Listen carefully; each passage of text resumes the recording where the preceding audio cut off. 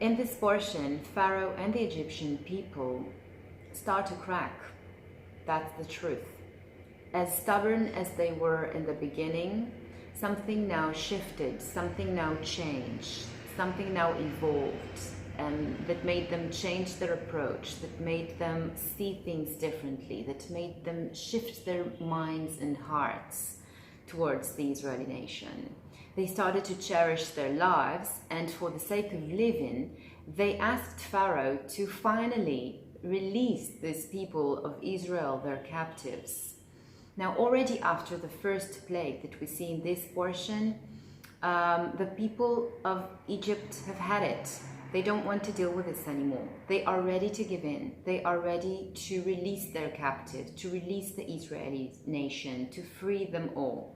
Pharaoh says to Moshe, then, because he have the stress from his people, you know what, go and worship your God in the desert. But then immediately, however, at the same time, afterwards he's saying, well, you know what, okay, so you will go and worship the God, but then what it means basically, then who would go? So only in this exchange between Moshe and Pharaoh, we can see the crucial difference between paganism and monotheism. And we can also start recognizing or fully grasp the differences between the forces of purity and forces of impurity.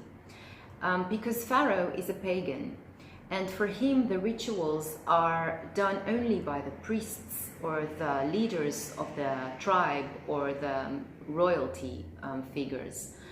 So for Pharaoh, the rest of the people, the rest of the population are servants, simple subjects who are dependent on their relationship between the leaders and the divine or the deities that they serve, and not more than this. Pharaoh can see no reason for everyone to go and worship this God.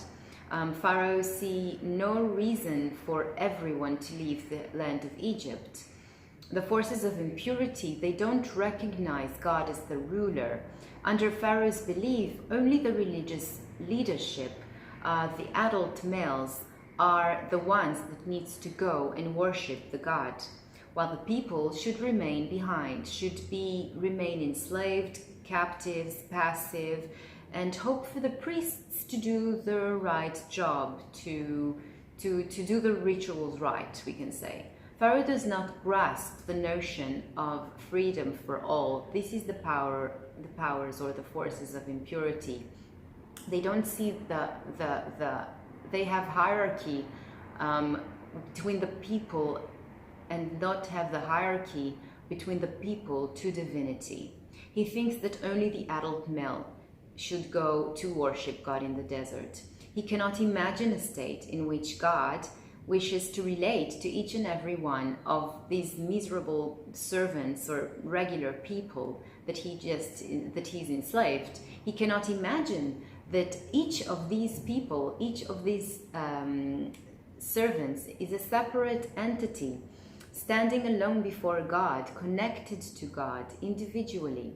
Moshe, that leads the forces of purity, on the other hand, tried to explain to Pharaoh and at the same time also to us a bit about monotheism and about that there is no hierarchy between people. There is only the hierarchy between people and divinity, which is that all of us, the idea of monotheism, it's that all of us, young, old, men, women, all of us must stand before God, must stand before Hashem as equals, as individuals that when in unity create a powerful collective.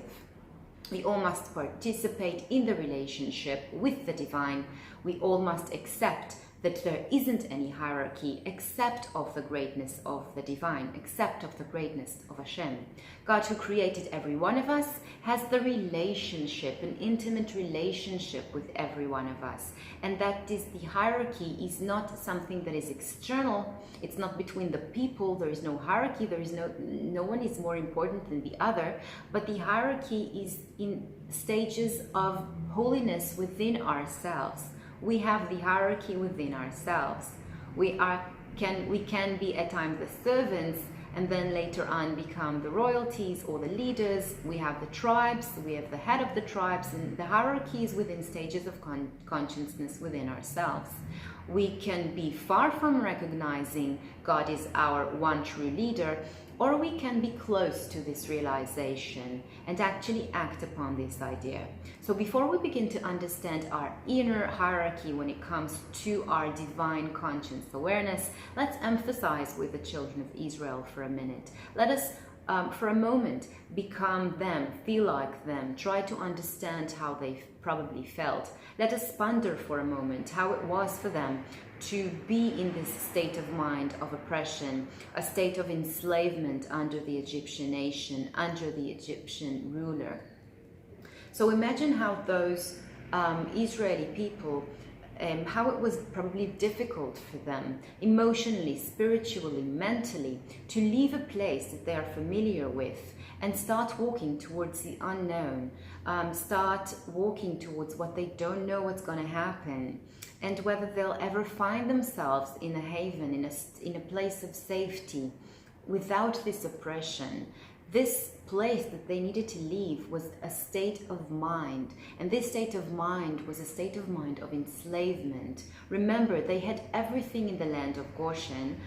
True, they were slaves and they were captives of the Egyptians. However, after so long being under the state of mind of enslavement, of oppression, really more than 200 years, it's few generations we are talking here about. So it must have been for them a state of mind that they kind of got used to. They were familiar with this. So they were scared, they were dreading. This new idea of walking away was terrifying for them. Leaving the land of Goshen to go to the unknown future was something that they could not even grasp. And because they always had somebody tells them what to do, and they were used to the oppression and they were used to the enslavement. So now this new state of mind, this new approach, this new way of like taking one foot and start walking, this was for them mentally, spiritually, emotionally extremely hard. And so it must have been something that they would do in a gradual process. Well, where does it touches us? This story, where can we see ourselves in this story, in this gradual process, in what the children of Israel probably felt, and in what we are supposed to feel in this time of the year, reading this portion, beautiful portion of Bo? What do we need to cut out from ourselves and leave behind? What do we need to go through in order to become prepared to this new realization, to this new state of mind in which we consider ourselves as free people, no longer enslaved, no longer oppressed? So to answer this, we need to touch a fundamental concept in Hasidic traditional teachings. According to Hasidic traditional teachings, we have 3 stages of consciousness. Every one of us goes through those.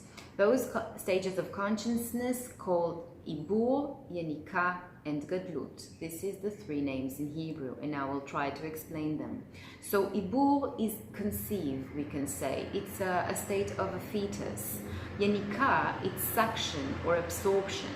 And Gadlut, it's greatness. So let's try to understand those 3 stages of consciousness. So in Ibur, in conceive, it's in a stage in which we are just like a fetus inside his mother womb. We cannot really operate, we cannot communicate, we're completely concealed and at the mercy of our provider, of the mother. This stage of Ibur, of conceive, we can recognize in terms of thoughts and emotions, because when we feel something or when we know something, but it is only a glimpse of awareness, we cannot act upon still. It is still concealed inside us. We can say a potential of some sort is there, however, it is only in terms of a potential, and we cannot act upon it yet. When in this stage of Ibur, of a fetus, of conceive, we go through a process which helps us to clarify the attributes, the sfirot, the tree of life, midot, the counts. This stage helps us to shift our conscience from a state of, let's say, complete chaos to a state of more structure, more order, where we start to understand better the correct order of things, the correct order of the midot, and how we should work this. As we discussed last week, if you remember, to understand how to activate the spheres, the attributes, the sphirot, in their correct order. This order will eventually help us achieve conscious awareness, an awareness that will be formalized, we can say, into a state of leadership over the heart, over the mind, over the soul, over the body. Let's try to understand. So at first, the attributes, the midot of the tree of life, were unsorted. They were in chaos. However, the process of organizing during the stage of ibur, of a fetus, we started to arrange them. As we learned in last portion, we separated the forces of impurity from forces of purity, separated the good from the evil. If you remember, the Egyptian people had lots of strikes, they had the plagues, and the Israeli people, the Israeli nation, was untouched and unharmed. So we have been doing this separation between the forces of impurity and the forces of purity. Now, so we have order in our structure. We now know better who the Egyptians are and who the Israeli are. So when in this stage of ibur, of conceive, of a fetus, when in this stage we repair ourselves. If you remember, we talked last week on the different phases of the father, the mother, the little child, and the daughter. So in ibur, in the fetus mode, only the lower part of the tree of life is repaired. Only the netzach, hod, and yesod. The netzach, the eternity or the victory, the hod, the splendor, and the yesod, the foundations. Those three lower attributes are repaired. When we are acting while on this stage of consciousness, of the stage of fetus, when netzach, hod, and yesod are activated, we act in a state that is called nefesh. Nefesh in Hebrew is the lower state of the soul. It's a soul, but it's the lower state of the soul. We are only activating the lower state of the consciousness. Now let's go to the second stage of yenika, of suction or absorption. When we are able to absorb, when we are able to witness things in a much wider perspective. In this stage, the lights grow and expand. The attributes now are able to recognize the supreme light they receive. And the mind enhances with a greater force of consciousness. Now it is not only netzach, hod, and yesod. We are now receiving into our conscience, awareness, also the lights of chesed, gvura, and tiferet, of grace, awe, and truth, of the upper three counts within the six that are the body, that forms the body, or the lower seven, if you want to call them. When in this stage of yenika, of suction and absorption, we now can say we are in a higher state than this nefesh state that we were before. We are now in the state of spirit. We are being elevated to a state of spirit, ruach. So we do not receive more lights, since the lights were there already during the stage of a fetus, of the conceived stage of the ibur, but we were not able to perceive those light back then because we were in a lower state of consciousness. We were in the nefesh level. Before we had no order, everything was in chaos. However, now when the order has been created and established, first, we can recognize the lights we have within ourselves, and second, because of this, the lights can expand and grow. So during yenika, during suction, this second stage, this level of conscience that is called spirit, we can say that we are in a process in which we are building the lights, enabling them to come to this full state of accomplishment, to a state on which they can actually operate. In gadlut state, greatness, which is the third stage of consciousness the Hasidic traditional teaching talks about, the brain is expanding in all its affairs to lead the emotions, thoughts, the body, and the mind. When in this stage of gadlut, of greatness, we are on the level of the high soul, of the neshama. So we had the level of ibur, of a fetus. where we were in the level of nefesh, which is the lower soul, and we were in the level of suction, yonika, which is suction or absorption, in which we were in the level of ruach, of spirit, and then we are ascending even more to the level of gadlut, of greatness, in which we are operating as the high soul, as the neshama. So in those three stages, we are basically transforming our conscious awareness, taking it from the lower state to the grand state, taking it from the potential to the actual revealing of this potential, or the acting upon this potential. Now, this way we can activate our mochin. When we are in the level of the greatness of gadlut, we are activating the brains, that mochin. We talked about it last week as well. The side of wisdom and the side of logic, the da'at within ourselves is activated as well as the leader. The first two stages, ibur, conceive or fetus, and yenika, suction or absorption, repaired the body, which needed to build itself under the correct order, to separate purity and holiness from impurity and evilness. Those stages has nothing to do yet with our mochin, with our brains.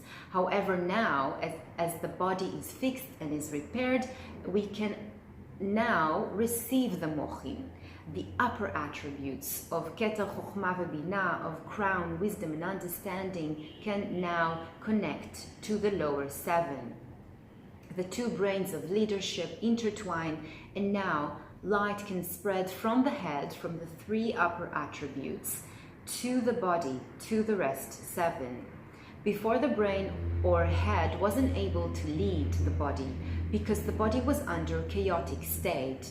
It was a mess, and we only had the lower netzach, hod, and yesod attributes.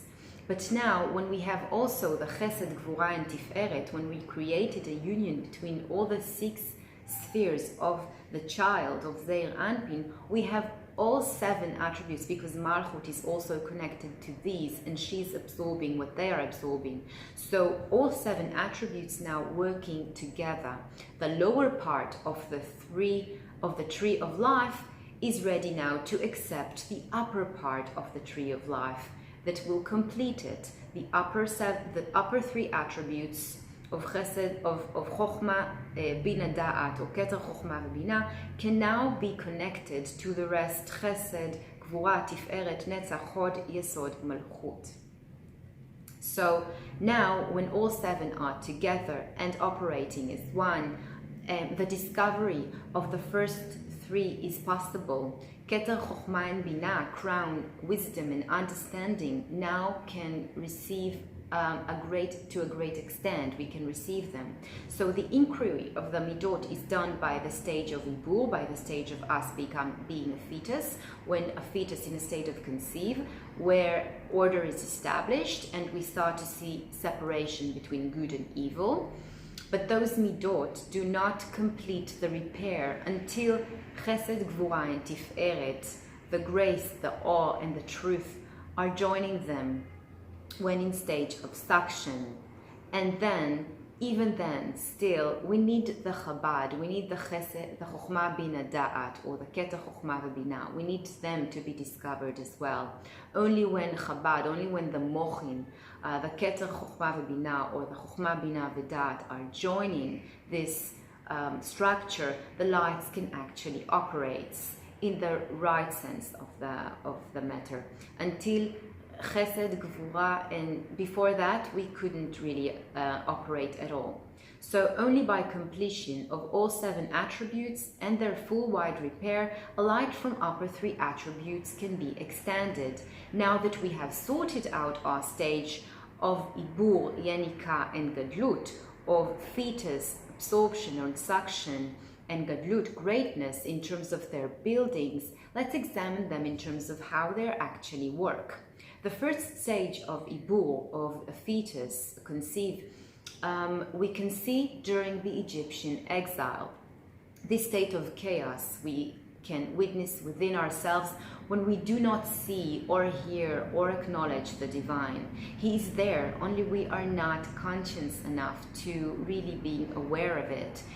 We are talking here about times in which God is hiding from us, when it appears as if He's not in the picture and He's not giving us full attention to our agony, to our troubles, to whatever we need Him to pay attention to. In our story, the enslavement of the children of Israel in Egypt was this state of ibur, of a fetus, when the Israeli nation was like a fetus inside their mother womb. So in those times, it seems as if justice and divine law does not exist in the world at all. When Hashem hides His forces from us, when we cannot see justice happening in the world, when we are enslaved, when we are oppressed, when we feel God is absent and not acting as the supreme court He is supposed to be. And therefore it seems as if the entire world is in chaos and that there is no justice and that there is no order of things. This is the first stage of ibur, the first stage of our consciousness, when we are a fetus inside our mother womb. And this is where we were, or where we are still in the beginning of this portion, or up until here in the biblical story, even, we can say, depends on your vantage point. However, we are done with this stage, and this is what we need to leave behind. This is our land of Goshen, the place that kept us safe, unharmed and untouched. But we must escape from this place. We must leave this place. We must free ourselves. As convenient as it is in the land of Goshen, this is not our home. This is not our natural state of mind. And we need to leave this state of mind, because the time has come in our spiritual calendar, in our spiritual journey, if you want, for the second and third stages of our consciousness, for the more advanced stages of consciousness. The second stage of Yanika, of suction and absorption. This stage is represented in times of where there is no long-term prophecy. However, we witnessing wonders and miracles happening all around us to great extent all the time. But still, we do not manage to find the place within ourselves to connect with those miracles and wonders. As we can see it in our story here in this portion, the children of Israel are silent. Everything is happening around them, everything happening to them. They do what they are being told to do. But there isn't any actual something from the inside that makes them act. It does not come from their inside. They are not under the conscious awareness at this point. They are doing what they are being told, but they're silent. In Yanika time, in suction and absorption time, we are witnessing signs, miracle, and magnificent things that are happening to us, and yet still, in a way, we're still not fully committed. We are disconnected. We see those things, but we do not understand the connection. We do not understand the relation of those things and us in our story. And as a nation, we're still not ready to oblige in recognizing God's control over the world, we can say. Although in a way there were some discoveries of God and His great powers, and that somewhat acknowledgement of the world's greatest creator is starting to appear, still it is external. It is only in the third stage of Gadlut, of greatness, where we perceive God in all His greatness, when we are open to accept our part of this alliance, of this divine alliance between man and God. In stage of Gadlut, of greatness, God is revealing His full forces to its extreme extent. He is visible to the nation as well as to the individuals that is the nation. But these discoveries are still in the form of miracles and signs. They are external. All our discoveries rises from God's actions, from His miracles and signs, but not from the inside of our conception. It is still not an inner recognition, only an external discovery that's happening. There is, however, another state for greatness, for this state of Gadlut, on which the leadership of the Creator, of God, is discovered by human attainment, and not only as an external force from signs and miracles, but also from this state, everyone see and recognize Hashem as the world's true leader. We recognize God's wisdom and understanding. We are now, it is where Chokhmah and Binah, where wisdom and understanding enter to the picture. We are now able to actually feel connected to this entity or this God, and the miracles and the signs and our part in this story, but from an inner perspective. So again, during Ibur, during the state of fetus, there is no action. We are like a fetus that as long as it is inside his mother womb, it is safe, it is building itself, it is hidden, concealed, and does nothing. But then, as soon as this fetus comes out from his mother womb and is born, the lights begin to expand, the lights begin to spread, and everything starts to be revealed, and action can take place. Lights can expand and grow until they are complete in size and goes to their full potential of greatness. So up until now, walking and or with accordance to the portions, we were in the stage of Ibur, of fetus, like a fetus inside his mother womb. We couldn't really do anything or even be in a complete conscious awareness to divinity, to God's great powers. As the children of Israel, we saw the signs, we saw the miracles, the plagues that were cast upon the Egyptian nations were vivid, and we saw everything, but we had no inner perception of divinity inside us. We did not really came to the realization of being completely connected to it, to those divine powers, to God. Exile, galut, in Hebrew, is much more than a person's physical removal from his homeland or from his natural environment. A person in exile is a person that is detached from the environment that nurtured his way of life as a believer. When he is detached from his principles, his values, his spiritual identity. In exile, all these are in jeopardy, for the person feels like he's on his own. He must call upon his own resources of resolve and perseverance to survive.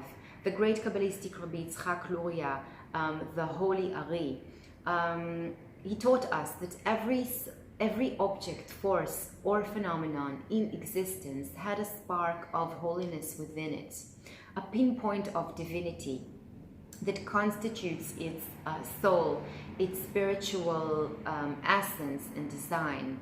This spark embodied the divine desire that all things exist and function within God's overall purpose of creation.